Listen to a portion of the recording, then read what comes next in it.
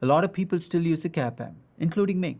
And when I use the CAPM, there are a lot of people who pick apart that assumption. They say, why do you continue to use a model that is the oldest model out there and might in fact be a flawed model? In fact, there are three critiques I hear about the CAPM, and I'll list all three. The first is that it makes unrealistic assumptions.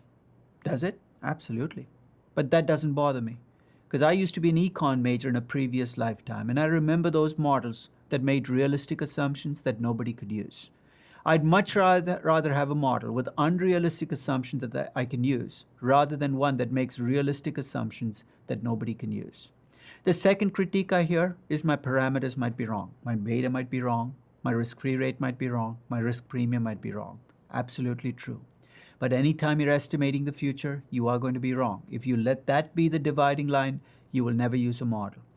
The third critique, though, cuts to the bone, and that is that the model doesn't work very well. It is true. I still believe, though, that even if you do a better job, the bulk of the variation in returns will never be explained. There's too much irrationality, too much noise, so to speak, in markets for us ever to build a great model. So it is true the CAPM is flawed, but all of the models I'm picking among are flawed. Here's how I'll end this session, though. To me, the CAPM is a tool. For the moment, it does at least as good a job as any other model out there. But if tomorrow you are able to come up with a more pragmatic, a better model for measuring risk and coming up with hurdle rates, I'd drop the CAPM in a minute.